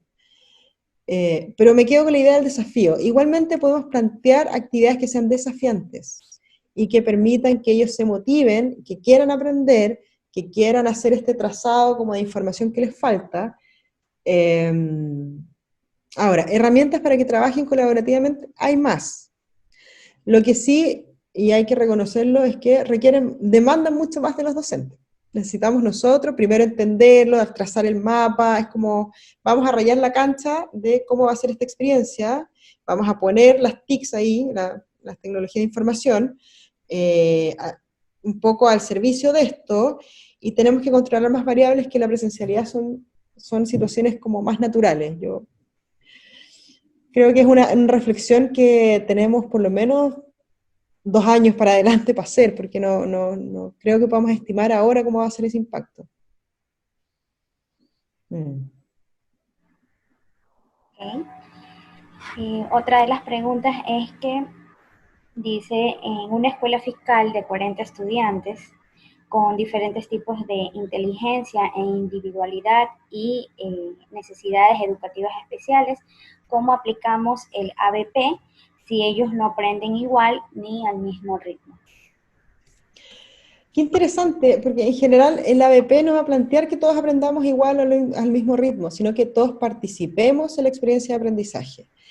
Y yo creo que, como en todo grupo natural, uno aprende desde, y vuelvo como a esta idea del constructivismo, ¿eh? Que de estas dos personas que están muy influidas por la herencia y por el medio, desde ahí, desde esa intersección es desde donde aprendemos. Creo sí que hay algo que se produce espontáneamente a propósito de las necesidades educativas especiales, es que la interacción con los pares es un recurso que nosotros tendemos a no valorar tanto, en términos de los niños que tienen distintos ritmos de aprendizaje. Es posible que desarrollen habilidades o comprensiones que nosotros no queremos que desarrollen, porque en la relación con los pares se produce una interacción y una resolución de este desafío cognitivo que no se produce en la relación con los profesores. Entonces no es la idea de que todos aprendan al mismo tiempo ni en el mismo ritmo, es la idea de que todos participen en el proceso de aprendizaje, porque finalmente las comprensiones son individuales. Yo puedo generar comprensiones compartidas cuando socializo algo y cuando, no sé, de esos 40 alumnos, 30 van a llegar a concluir que lo que más les sirvió aprender fue botánica, en mi ejemplo de la pecera. Pero puede ser que 2 de ellos encuentren que lo más importante fue aprender la mecánica, porque ahí tiene que ver con sus intereses del filtro. Y también es un aprendizaje importante. Y ahí creo que los profesores siempre tenemos, los docentes siempre tenemos esta duda, que es que uno no sabe, pero es una cosa muy mágica también, uno no sabe cuán profundo es el impacto del aprendizaje. Si nosotros diseñamos experiencias que puedan ser desafiantes y que puedan ser muy situadas, yo les aseguro que ustedes tampoco van a estimar la profundidad de los aprendizajes de sus estudiantes. Se van a sorprender. Y aún así puede hacer que aquellos que ustedes consideran que iban a tener más dificultad para aprender unas cosas, aprendan mucho, y ni siquiera lo que ustedes pensaban que iban a aprender, a otras cosas, que sus comprensiones vayan por otros lados porque van a estar ligadas a sus intereses. Entonces, fundamentalmente decir que, claro, con 40 alumnos es una experiencia que cuesta, por lo tanto hay que probarla como en ámbitos muy acotados, pero tener en claro que la lógica y el paradigma del aprendizaje basado en problemas no es que todos aprendan lo mismo, es que todos aprendan. Eso. Okay. Y otra de las preguntas es, de manera didáctica, inducimos el planteamiento de hipótesis, es una consulta que hace Omar. De manera didáctica se plantea, el planteamiento de hipótesis sí, uno lo puede pensar como desde el método científico, como una visión más positivista, puede ser, pero lo que se introduce acá, como de manera didáctica, es que este es un flujo, es un circuito, ¿ya? El aprendizaje basado en problema es un circuito, es un ciclo de aprendizaje, por eso se habla que es recursivo y que es sistémico y que es circular, porque no me interesa como el planteamiento, igual yo lo puedo enseñar, ojo, si quiero enseñar método científico lo puedo intencionar para eso, pero no es el foco del modelo, sino más bien que el planteamiento del problema sea de las hipótesis, sea una parte de este ciclo. Entonces yo tengo el problema, planteo mi hipótesis, busco la información, las pruebo, ¿me sirven? Sí, es en algún punto como esta idea del método científico, la diferencia es que el método científico es lineal, A, B para que me conduzca a C.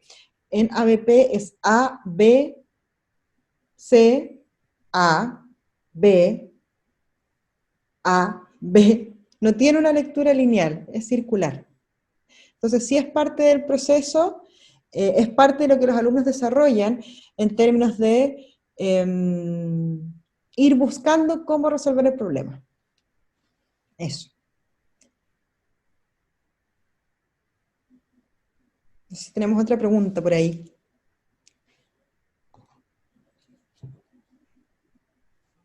Sí. Dice, ¿se puede calificar mal los resultados?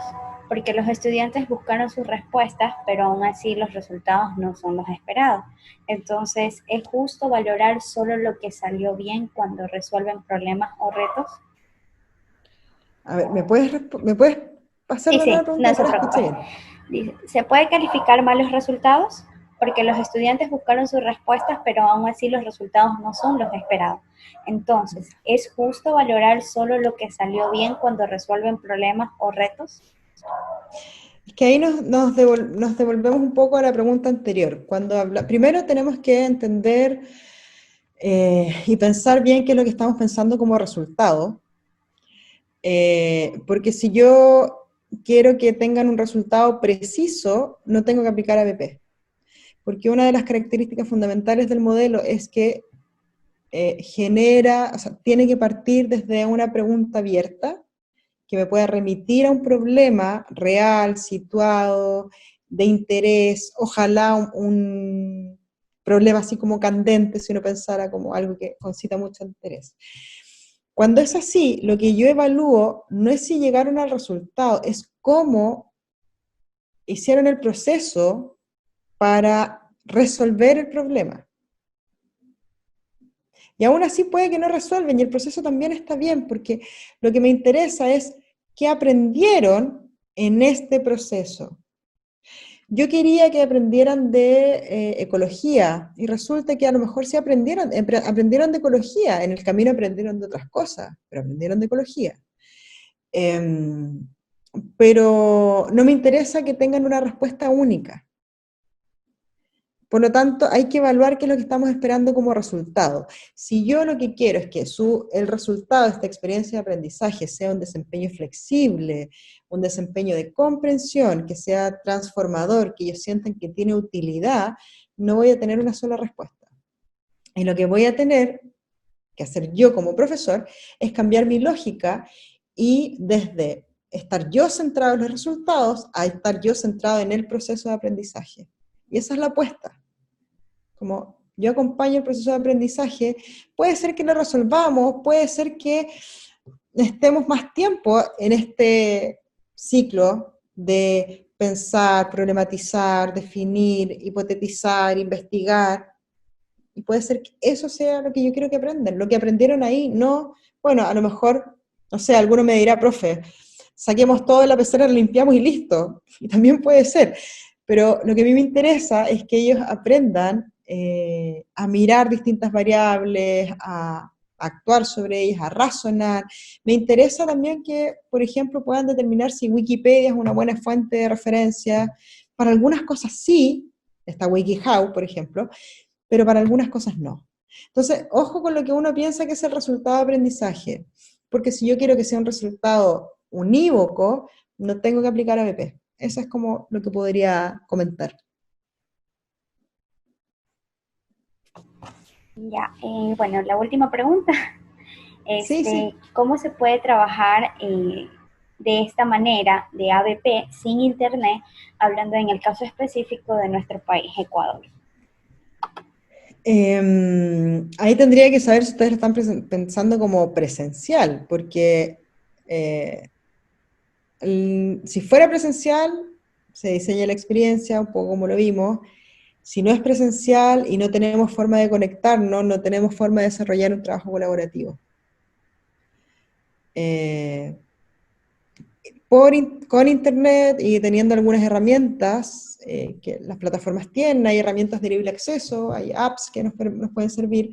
Claro, podemos simular esta experiencia, pero si no tenemos la posibilidad de estar conectados en la virtualidad es muy difícil, porque necesito que ellos se conecten, necesito que ellos construyan comunidades de aprendizaje, necesito verlos trabajar, sea por Zoom, por Meet, por Hangouts, por la plataforma que sea. Si no es presencial, la verdad que necesariamente tiene que ser virtual, pero tenemos que poner un elemento de conectividad, porque si no, no estamos como pudiendo desarrollar la experiencia de la comunidad de aprendizaje y el aprendizaje colaborativo.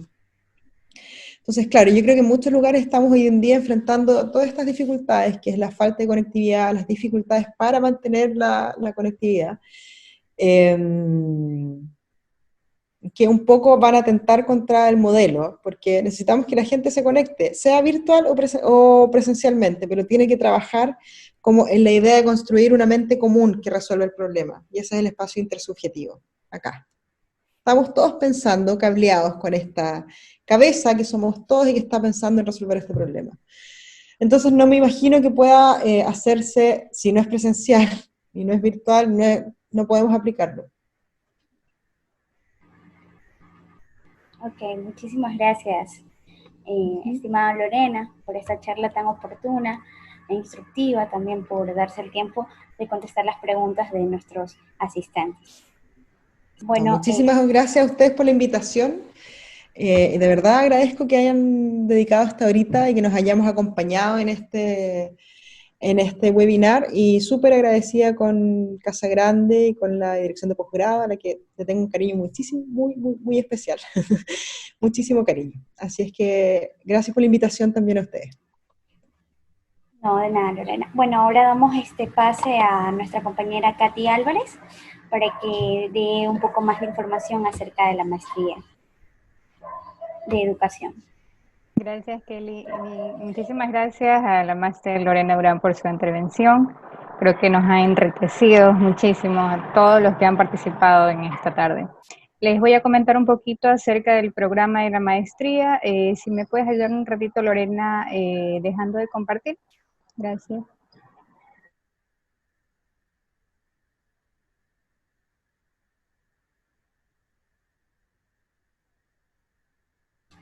Katy, se le apagó el audio. Ya, ahí estamos. Voy a compartir un ratito. Bien, yo les voy a hablar un poquito acerca de la maestría rápidamente, porque ya creo que estamos con un poquito de tiempo.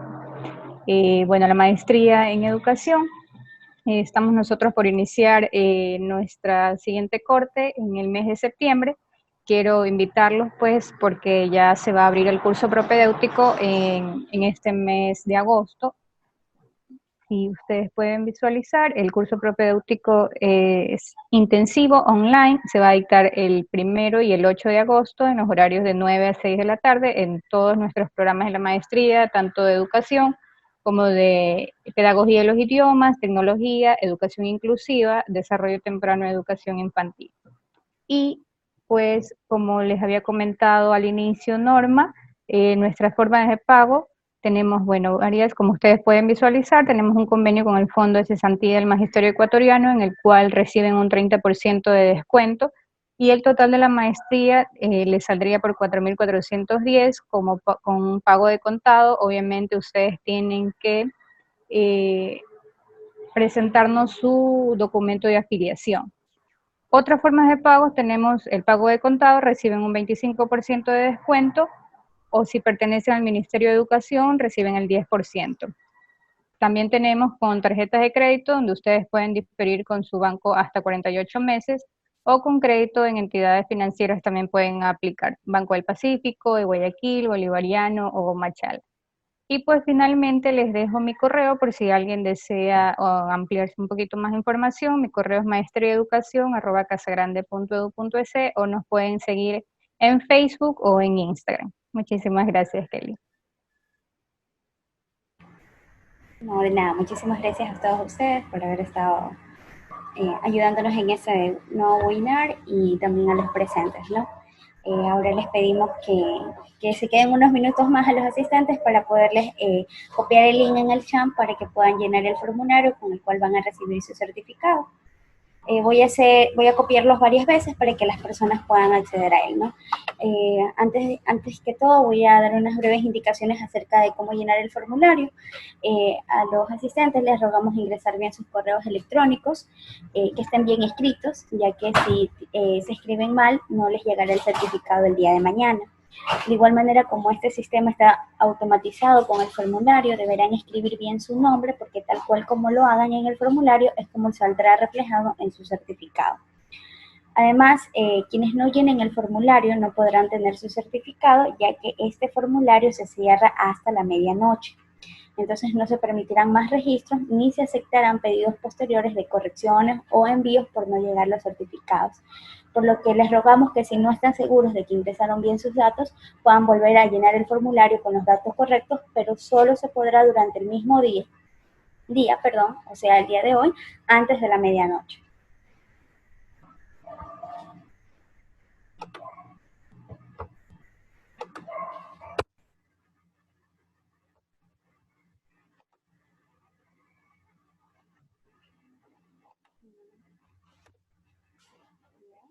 Estoy copiando nuevamente para que las personas puedan.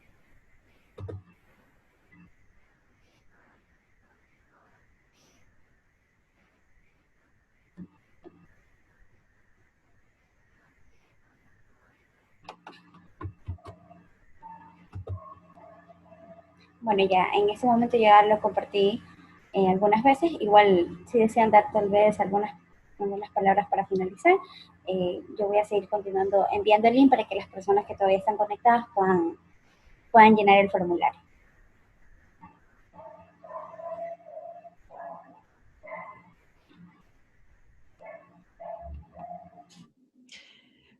Bueno, yo me despido. Les agradezco a todos, estoy leyendo los comentarios, me parece, muchas gracias por dejar sus comentarios y sus evaluaciones. Para mí ha sido un agrado, tengo muchísimo cariño con Ecuador. Siempre lo comento, tengo una hija ecuatoriana también. Así es que tengo una conexión muy bonita con Ecuador y estoy muy agradecida de sus comentarios y que hayan estado participando. Y es un tema súper interesante y claramente tendríamos como, pues, me encantaría poder responderle a cada uno de los que están ahí. Es bonito, es un tema interesante, se puede aprender muchísimo y la idea es como hoy día haber implantado una semillita de curiosidad y haberles podido explicar. Así es que yo, eso, me despido agradeciendo toda su participación y sus comentarios. Y nuevamente agradeciendo a Casa Grande. Eso. Muchísimas gracias a también, Lorena, por haber estado presente. Bueno, muchísimas gracias. Me sumo al agradecimiento de Lorena. Gracias también a todos los que participaron por medio del Fondo de Cesantía, gracias a Norma, y quiero invitarlos pues a que continúen revisando nuestra página web o nuestras redes sociales que van a continuar por esta semana algunos webinars en diferentes temas. Muchísimas gracias.